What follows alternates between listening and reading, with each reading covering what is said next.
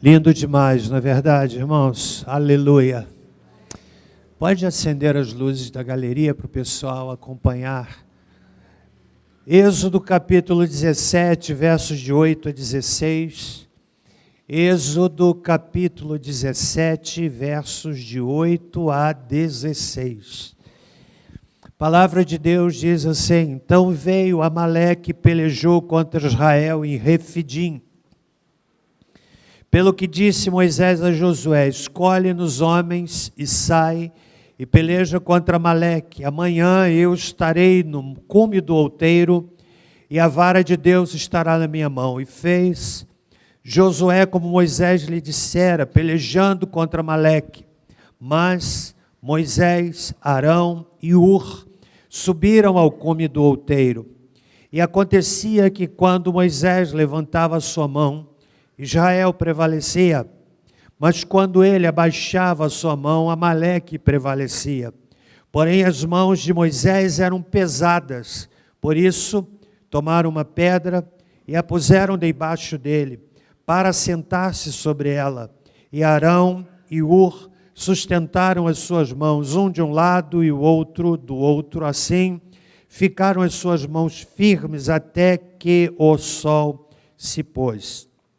E assim, Josué desfez Amaleque e a seu povo a fio de espada. Então disse o Senhor a Moisés: Escreve isto para a memória num livro e relata-o aos ouvidos de Josué, que eu totalmente hei de riscar a memória de Amaleque de debaixo dos céus.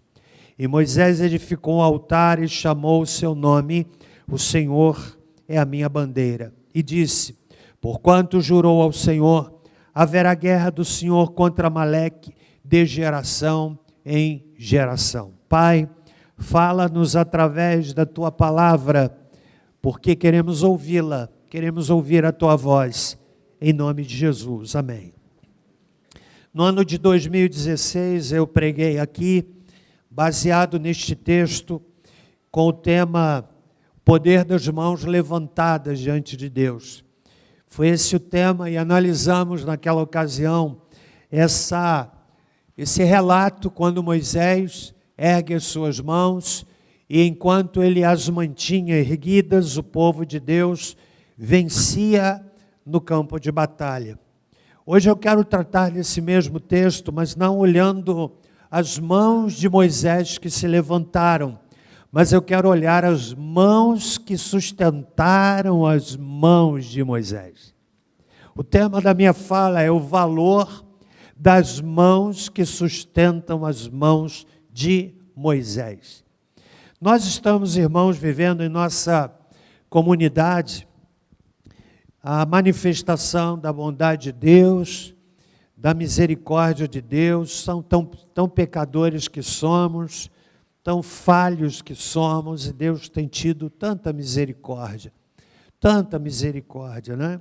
Expressão que vimos aqui, tantas pessoas chegando, pessoas que estão vindo inclusive de outras igrejas, as quais nós não convidamos e até mesmo pedimos que elas falem com seus pastores. Não temos essa visão de crescimento da igreja, trazendo pessoas de outras igrejas, mas nós os acolhemos, nós os recebemos com todo carinho, com todo amor. Deus nos tem dado uma grande visão e precisamos entender que uma grande visão só será alcançada com uma grande participação, um grande comprometimento de todos. A visão o Senhor dá a um, mas a execução o Senhor a amplia para todos. Por isso eu quero nessa manhã lhe convidar a olhar esse texto que tem como centro Moisés com as mãos erguidas. Lá no campo de Refidim, ele estava no outeiro, ele com as mãos erguidas. Mas eu quero lhe convidar a pensar comigo nessa participação de Arão e Ur, que seguram as mãos de Moisés. Os amalequitas parecem ter sido descendentes de Amaleque, neto de Esaú. Eles se separaram dos outros edomitas em uma data inicial e se tornaram a tribo predominante nas partes mais ao norte da península do Sinai, reivindicando e exercendo uma soberania sobre todo o país desértico, entre as fronteiras da Palestina e do Egito.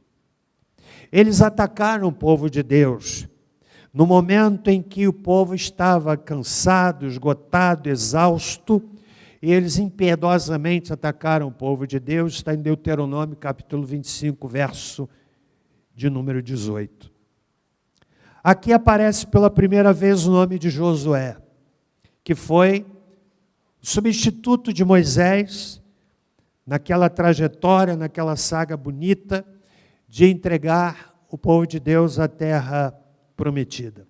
O texto fala de uma batalha, mas na verdade nós temos duas batalhas aqui. Uma batalha que acontecia no campo de Refidim, conforme está no versículo de número 8. É a batalha física. Mas eu vejo aqui uma outra batalha, que é a batalha espiritual, aquela que acontecia na montanha, no cume do outeiro. Está implícito que havia aqui uma colina próxima, não uma rocha, nas proximidades de Refidim, de onde Moisés podia ver a luta e ser visto por aqueles que nela estavam envolvidos. A batalha que se travava no vale, liderada por Josué, era a batalha material. Era a batalha de homem contra homem, de utilização de armas físicas. Mas havia uma batalha sendo travada no outeiro, na montanha, e aquela batalha Moisés já estava travando sozinho. Enquanto ele estendia as mãos, o povo obtinha vitória. Mas quando ele se cansava e as suas mãos caíam, o povo obtinha derrota. Para que Moisés continuasse a orar, embora suas mãos estivessem cansadas, na verdade ele precisava de alguém que segurasse suas mãos. Somente aqueles que tentaram sabem como é difícil orar com alguma intensidade, por uma continuidade. E era necessário que alguém o apoiasse. O que aconteceu na montanha definiu o resultado que aconteceu no sopé da montanha. A vitória na montanha determinou a vitória no vale. O mundo espiritual definiu a vitória no mundo material. A mão para o céu trouxe vitória na terra. As mãos levantadas do líder. Mas Moisés se cansou. E mais do que encorajamento psicológico, para os soldados, para que os soldados pudessem obter vitória, e mais do que encorajamento psicológico, os soldados podiam olhar para Moisés e vê-lo com as mãos erguidas.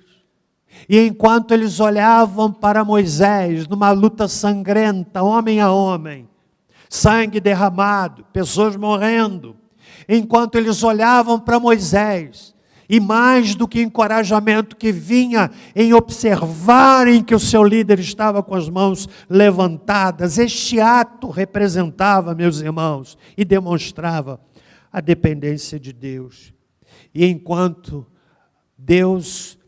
Moisés mantinha suas mãos erguidas num sinal de dependência de Deus, a vitória no vale vinha certa e real. Mas as mãos do líder se cansaram. Chega o momento em que o líder precisa de gente que segure as suas mãos. Todo líder se cansa. Todo líder pode perder o vigor físico. Todo líder pode perder o vigor espiritual. Por isso, irmãos, é vital que compreendamos o valor das mãos que seguraram as mãos de Moisés. O cuidado com o líder determina a vitória dos liderados. O bordão de Deus estava na mão de Moisés. Ele disse que estaria com o bordão na sua mão, versículo de número 9. A vara de Deus estará na minha mão. Com esse bordão, com essa vara, Deus havia iniciado os milagres que resultaram na saída do Egito. Moisés, sem dúvida, segurou a vara alternadamente, com uma mão e com a outra, até que ambas ficaram tão pesadas e tão cansadas que ele não as podia mais manter erguidas. Moisés foi abençoado, porque tinha gente perto dele e que pôde ajudá-lo, gente que pôde socorrê-lo, gente que pôde sustentá-lo, mãos que seguraram as mãos do líder Moisés. Arão e Hur. Diz o texto que eles perceberam a limitação de Moisés, perceberam que as suas mãos estavam cansadas, e eles tiveram ações que serão objetos da nossa reflexão nessa manhã. Qual o valor das mãos que sustentaram as mãos de Moisés? Estão comigo até aqui? O que temos aqui é altamente didático. Altamente didático. Eu me refiro ao ensinamento que nós podemos extrair desse texto. Olhamos hoje a igreja tão repleta. A gente tem tido uma realidade aqui que eu quero muito pedir a Deus que seja quebrada. É que domingo de ceia de manhã a gente tem igreja lotada como está hoje. Mas à noite parece que muda o cenário. Mas não está bonito hoje aqui? Que presença! Que presença bonita! Que presença de Deus! Mas, irmãos, as mãos do líder se cansam. E eu quero então lhe convidar a pensar comigo, eu quero extrair 4 valores importantíssimos do texto, que apontam para o valor das mãos que sustentam as mãos de Moisés. Evidentemente que o faço com o intuito de que nesta manhã, uma igreja tão linda, ampliada por aqueles que nos ouvem e assistem pela internet, que nós tenhamos aqui, não 1, 2, 3, mas uma multidão, uma legião de homens e mulheres que sejam como Arão e Hur. Em primeiro lugar, o valor dos que sustentaram as mãos de Moisés está em perceber a necessidade do líder. Veja o que diz o verso 12. Lá estavam Moisés, com as mãos erguidas, em pé, com as mãos erguidas. Imagine ficar com as mãos erguidas, com um bordão nas mãos, sustentando com uma das mãos, em outro momento com outra mão. Chega um momento em que as mãos se cansam, nós não conseguimos ficar muito tempo com as mãos erguidas, vai dando cãibra, as mãos vão pesando, vamos sentindo dores. Imagine Moisés naquela condição. Mas lá estavam Arão e Hur. E o texto diz, no versículo 12, que as mãos eram pesadas, por isso tomaram uma pedra. Fizeram isto porque viram que as mãos de Moisés se cansaram. Meus irmãos, perceberam a necessidade do líder. Há uma visão equivocada, muitas vezes, na vida dos crentes, que se caracteriza pelo fato de que, por entenderem que dão um dízimo, que dão uma oferta, que outro faça, perdemos aquela compreensão de corpo de Cristo. Então hoje cresce um contingente de assistentes de culto, de pessoas que meramente vão à igreja como quem vai a um restaurante, para receberem um alimento, para serem alimentados, e não compreenderam que a dinâmica do evangelho, a dinâmica do culto, a dinâmica da celebração é de irmos à igreja para sermos alimentados e sairmos para servir. Aqui estamos para adorar, mas devemos sair para servir. arregaçar as mangas, mão do arado, vir para o olho do furacão. Mas há muitos que estão apenas na periferia. Mãos que percebem a necessidade do líder. Eles perceberam. Viram que Moisés se cansava. Viram que as mãos de Moisés se tornavam pesadas. Segundo lugar, o valor dos que sustentam as mãos de Moisés está em providenciar apoio para o líder. O que é que eles fizeram? Não apenas uma observação, ele está cansado, mas uma atitude na direção de resolver este esgotamento, porque diz o texto do versículo 12, que eles tiveram uma atitude. Qual foi a atitude que eles tiveram? Leia aí na sua Bíblia. O que é que eles fizeram? O que é que fizeram, irmão? Colocaram uma pedra para que Moisés sentasse nela. Não é colocar uma pedra sobre a cabeça de Moisés.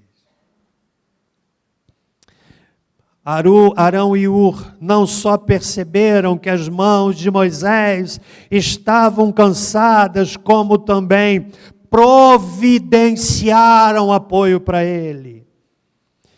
Lá na década de 60 do século passado, presidente Kennedy, John Fitzgerald Kennedy, fez um extraordinário discurso à nação americana.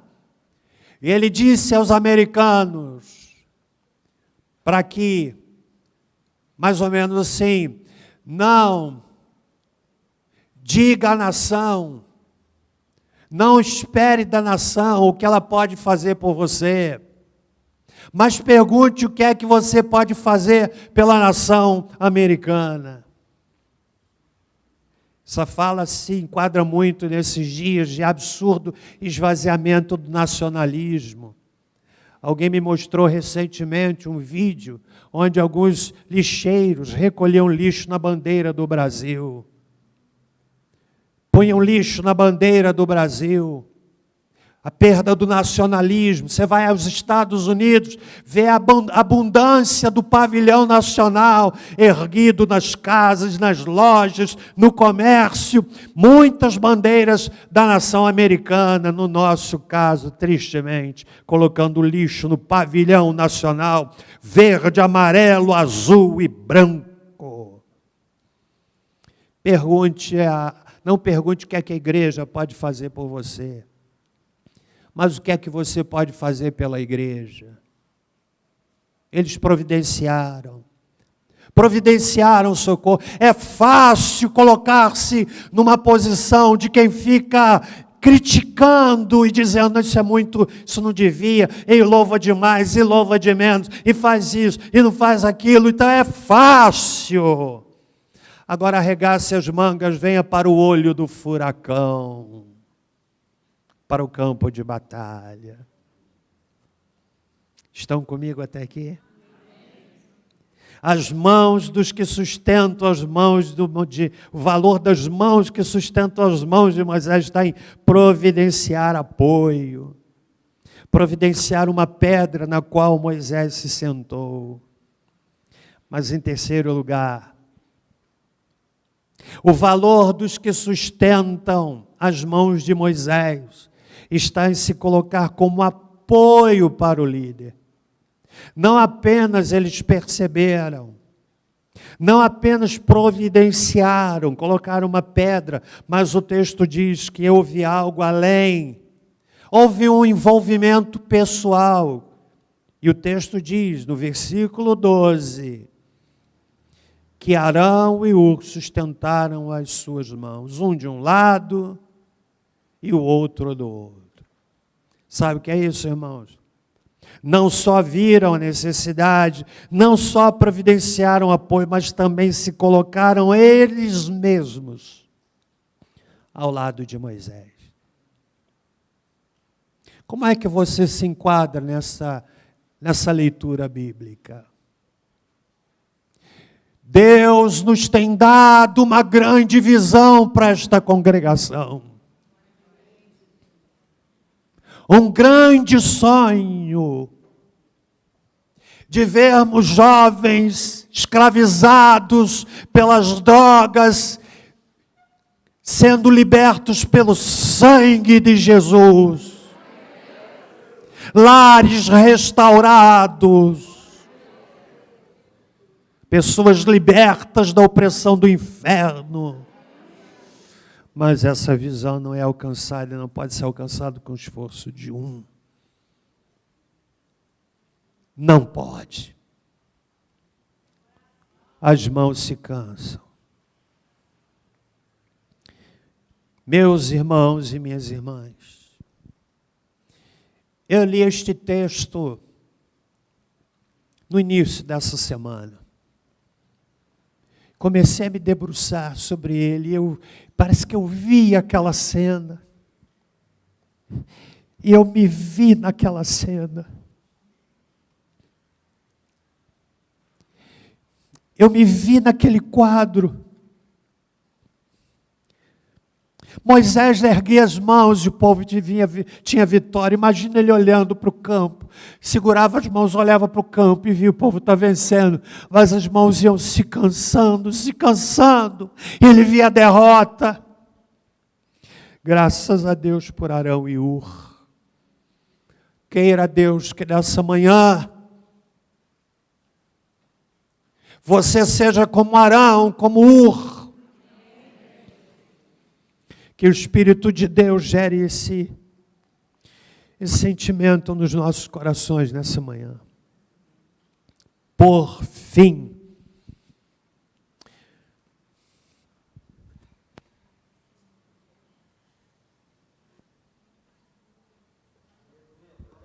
o valor das mãos que sustentam as mãos de Moisés está na lealdade e no comprometimento. E eu vou mostrar aqui no texto. Moisés disse assim no verso 9. Josué, escolhe nos homens e sai e peleja contra Amaleque. Amanhã eu estarei no cume do outeiro. Então ele disse isso no dia anterior à batalha. Normalmente as batalhas aconteciam de dia, pela vantagem da luz do dia. No dia anterior, Moisés está dizendo, amanhã eu estarei no cume. E as batalhas começavam bem cedo. Sol abriu, batalha começava. E nós temos aqui a informação de que foi uma batalha que durou o dia todo. Porque o texto diz, no verso 12, que as mãos de Moisés ficaram firmes até que o sol se pôs. Então não foi uma batalha de 1 hora. O dia clareou e começou a batalha. E quando o sol ia caindo, é que a batalha foi chegando ao fim. Mas Arão e Ur ficaram junto de Moisés, ao lado de Moisés. Isso aponta para lealdade e comprometimento.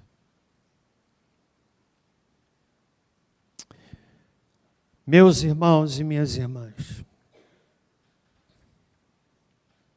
quantos pastores feridos por causa da deslealdade,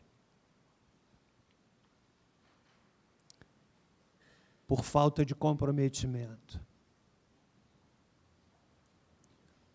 O Evangelho, irmãos, precisa ser a nossa prioridade absoluta. Ganhar pessoas para Cristo é o maior desafio da igreja. Ou não. É sério. É sério demais. Não há espaço para distração. A minha oração é que nessa manhã nesse ambiente saturado da presença divina, o Espírito Santo desperte aqui homens e mulheres que sejam como Arão e Hur. Jovens, adolescentes, crianças, mulheres, homens idosos, que tenhamos aqui uma legião de pessoas que digam como Arão e Hur, viram o líder cansado, vamos colocar uma pedra para ele sentar, mas foi pouco, vamos segurar as mãos do líder, e eles o fizeram. O texto nos permite essa conclusão o dia todo, até que o sol se pôs.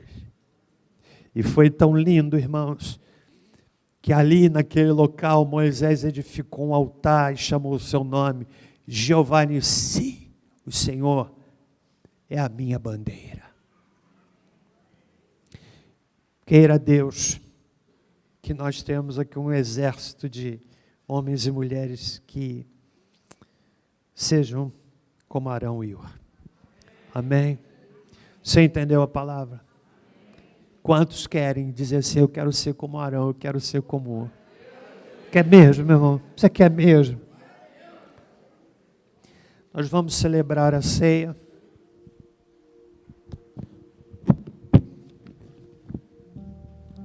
Pode chegar, irmão. Alguém não foi servido aqui com os elementos da ceia?